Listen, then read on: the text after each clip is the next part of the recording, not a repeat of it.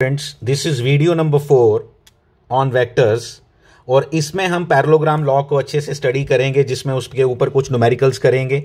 हमारे को vector A और वेक्टर बी, मैं न्यूमेरिकल पे आता हूं। हमारे को यहाँ पे वेक्टर ए और वेक्टर बी गिवन है और हमें रिजल्टेंट फाइंड करना है।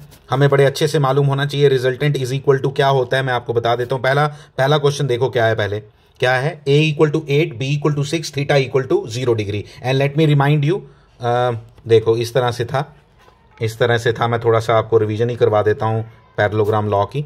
पैरेललोग्राम लॉ में आपको दो वेक्टर्स गिवन थे, A vector B vector. P Q लिया होगा वहां पे, कोई फर्क नहीं पड़ता उससे। A vector B vector given था। इन दोनों को जब हमने ऐड किया we get a resultant diagonal of a parallelogram. वो पैरेललोग्राम कंप्लीट करनी पड़ती है, वो अब मैं नहीं बना रहा हूं यहां। Theta was the angle between A and B, and beta is the angle that resultant makes with A vector. Basically important बात यह है कि जब A वेक्टर और B वेक्टर को ऐड किया जाएगा, ऐसे लिखते हैं उसको, देखो A vector plus B vector is equal to R vector, ऐसे लिखते हैं। बट इट डजंट मीन कि अगर ये 5 है, ये 6 है, तो ये 11 है। No, when you are going to add them you have to use the formulas which we derived in parallelogram law. देखो अब फर्स्ट केस क्या है आपका। फर्स्ट केस में आपको दिया है कि a इक्वल टू 8 है। जब a के ऊपर मैंने वेक्टर नहीं डाला, मतलब उसका मैग्नीट्यूड दिया है। b इक्वल टू 6 है और साथ में मुझे क्या गिवन है? Theta. What was given? Theta equal to कितना गिवन है? 0 डिग्री। फर्स्ट केस है। क्या इसमें देखो हम क्या देखने वाले हैं कि मुझे आर वेक्टर निकालना है। तो आर वेक्टर निकालने के लिए मुझे क्या करना पड़ेगा? मुझे आर वेक्टर का पहले मैग्नीट्यूड निकालना पड़ेगा, जिसका फॉर्मूला है मेरे पास under root of A square plus B square plus 2ab। हमने वहां पी क्यू यूज किया होगा तो डरना नहीं। ए बी कॉस थीटा, और थीटा की वैल्यू क्या गिवन है आपको? 0 डिग्री। कॉस 0 कितना होता है? 1। कॉस 0 कितना होता है? 1। तो A square plus B square plus 2ab क्या बन गया? ए प्लस बी का whole square. When it becomes A square plus B का होल स्क्वायर तो आपका रूट कट गया और अल्टीमेटली आपको समझ आना चाहिए it becomes A plus B. और हमें वैसे भी एक्सपेक्टेड था, हमारी कॉमन सेंस भी बोल रही थी, when angle between A and B is 0 तो आंसर तो 14 आना ही था। मैंने आपके साथ पहले भी डिस्कस किया है और वो कैसे आया अब मैंने फॉर्मूला अप्लाई करके आपको बता दिया। और आपको बता देता हूं, this is the maximum value we can have from A and B when the angle between them is 0 degree. तो A plus B equal to कितना आ गया आपका? 14। क्या है ये आर वेक्टर नहीं है, ये आर वेक्टर का मैग्नीट्यूड है। Then what is expected from us now? हमें क्या एक्सपेक्टेड है? हम आर वेक्टर की डायरेक्शन भी बताएं। तो आर वेक्टर की जब हमने डायरेक्शन बतानी है तो आपको ये भी बता देता हूं। ये था आपका ए वेक्टर, ये था आपका B vector. There was no angle between them, 0 degree is the angle between them. तो रिजल्टेंट कहां आएगा? यहीं पे, यहीं आएगा। ये 8 था, ये 6 था, रिजल्टेंट 4 आ गया। वहीं आएगा, एंगल 0 ही आएगा। कॉमन सेंस है, आप कैलकुलेट भी कर सकते हो, आपको आता है।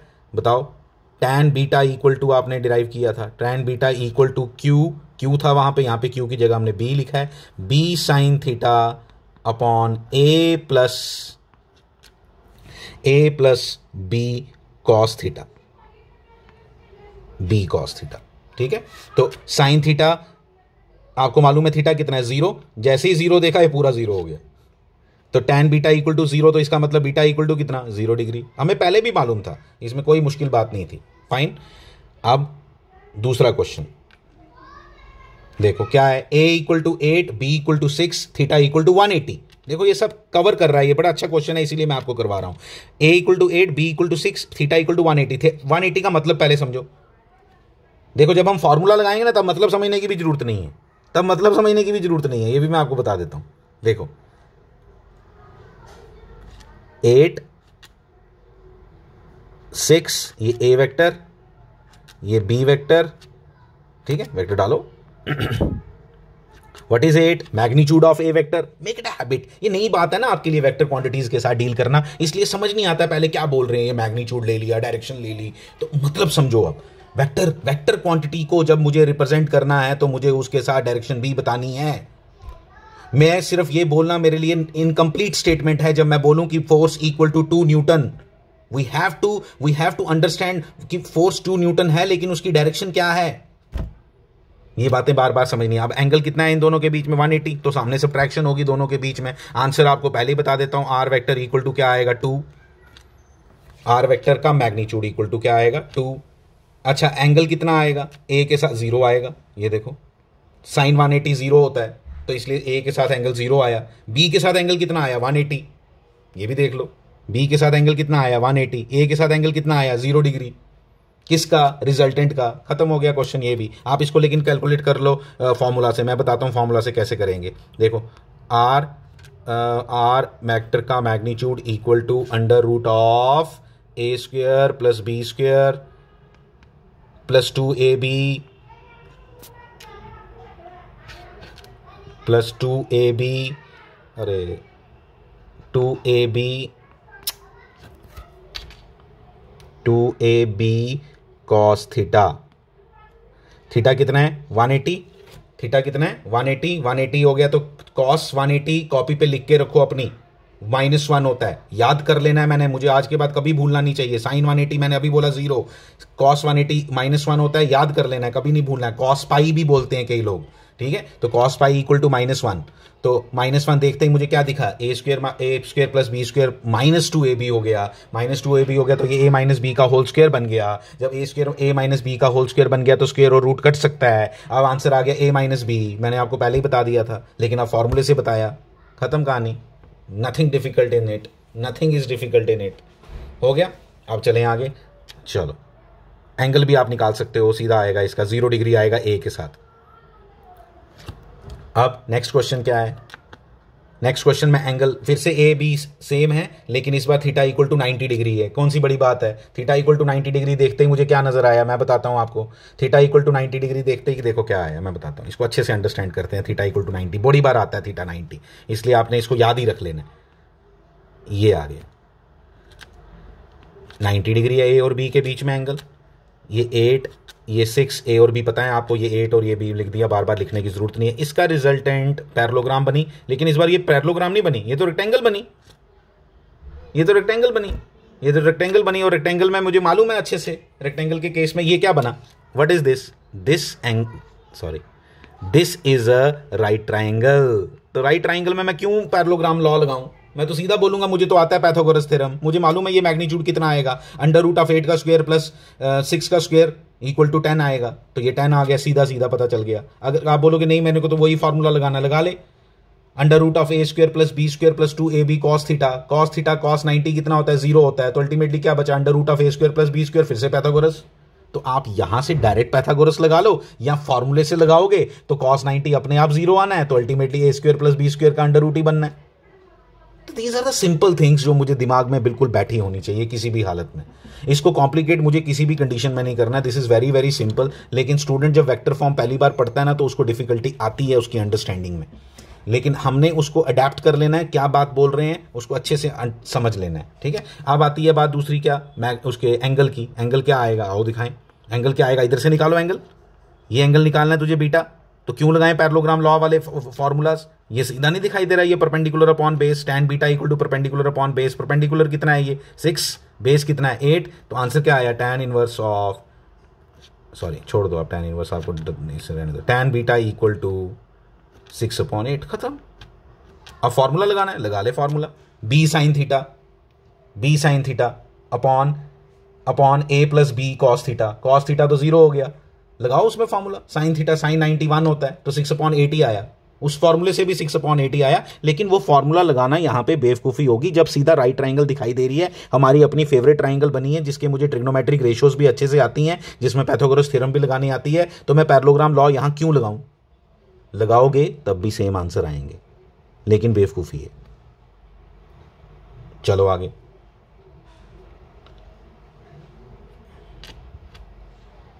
अच्छा, मैंने आपको वो आंसर नहीं बताया, एंगल कितना आया, बीटा का आंसर नहीं बताया ना।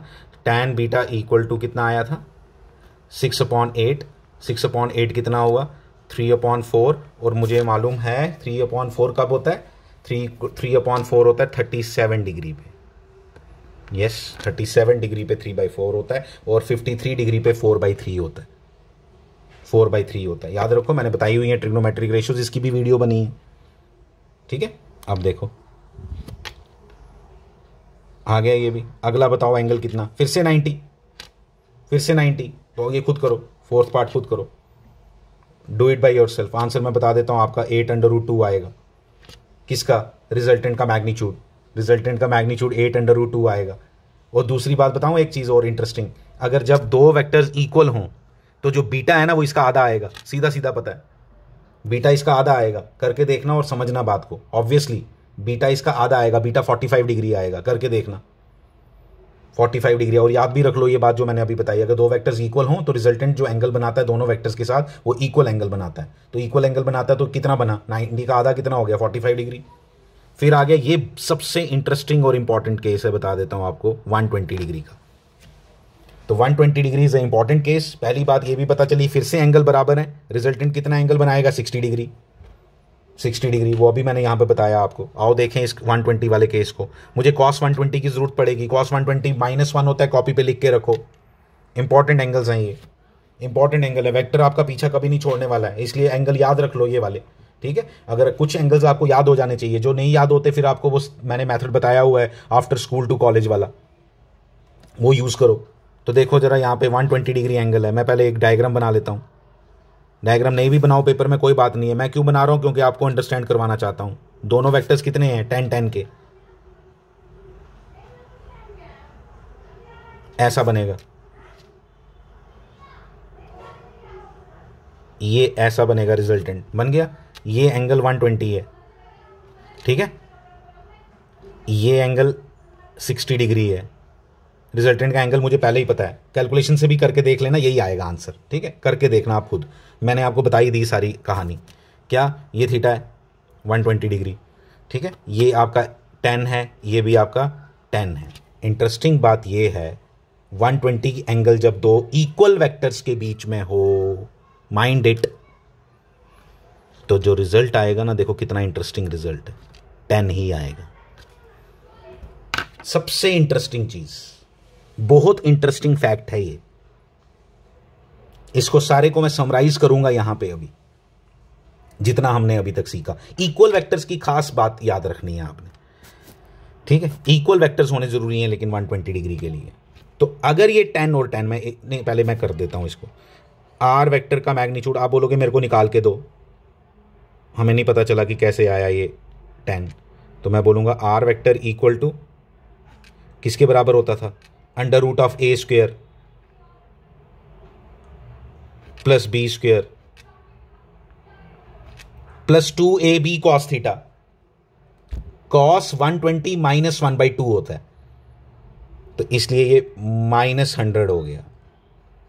चेक करो ना, 2 कैंसिल हो गया, 1/2 1/2, ऊपर से साइन भी माइनस है, -1/2, ठीक है, तो 100 - 100 ये कैंसिल हो गया, अंडर रूट ये कितना आया, 10। पहले याद कर लो, इसको याद कर लो। दो इक्वल वेक्टर्स के बीच में जब एंगल 120 डिग्री हो तो उनके रिजल्टेंट का मैग्नीट्यूड कितना आता है, जितना वो दोनों वेक्टर्स की वैल्यू है, यानी 10। दोनों की इक्वल वैल्यू है, बोलने की जरूरत क्या है। और दो इक्वल वेक्टर्स के केस में एक और कहानी हमने पढ़ी जो सबके लिए एप्लीकेबल है, कि जो रिजल्टेंट होता है वो इक्वल एंगल बनाता है दोनों के साथ, ये भी पता चल गया। अब समराइज करते हैं थोड़ा सा, फिर से मैं ए और बी के बीच में इंपॉर्टेंट बता रहा हूं आपको, मैंने पहले भी डिस्कस किया है, लेकिन ये ए और बी दोनों 10-10 है। एंगल अगर 0 डिग्री है, आंसर आएगा मैक्सिमम 20, मैक्सिमम भी बोल रहा हूं साथ में, मैक्सिमम आएगा 20। फिर 10-10 हो और एंगल हो इनके बीच में 90 डिग्री, तो आंसर आएगा 10√2। आपको बता देता हूं 10√2 कितना होता है, 14.14 होता है, ठीक है। कैसे निकाला आपको आना, पैथागोरस लगाई, √10 का स्क्वायर प्लस 10 का स्क्वायर। कॉस कहाँ गया, कॉस क्यों नहीं लगाया, कॉस 90 0 होता है। 10-10 हो और एंगल हो 120 डिग्री, इन दोनों के बीच का एंगल की बात कर रहा हूं, एंगल आंसर कितना आएगा, 10, अभी पढ़ा। कहानी कहाँ से शुरू हो रही है? 20 से। देखो अब 10 10 है, एंगल दोनों के बीच में 180 डिग्री है, आंसर कितना आएगा दोनों की सब्ट्रैक्शन? 0। तो ये बात समझने वाली है, इस बात को आपने समझ लेना है अच्छे से।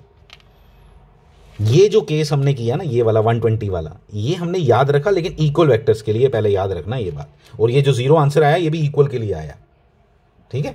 हाँ, तो ये इसकी कहानी है, ये सिंपल सी बात है, ये इसका मिनिमम आंसर है। यानी कि पता क्या आपने सीखा, मैं बताऊं एक बात आपको, हर चीज में कहानी। यहां डायरेक्ट पाइथागोरस लगाई, यहां सब्ट्रैक्शन होती है और ये मिनिमम वैल्यू होती है, यहां एडिशन होती है डायरेक्ट और यहां पे ये मैक्सिमम वैल्यू होती है, ठीक है। और ये वाला इंटरेस्टिंग केस कौन सा वाला? 120 डिग्री वाला, but only applicable when the vectors are equal and the angle between them is 120 degree. The result will also be the same as the magnitude of one of the vectors. Thank you very much.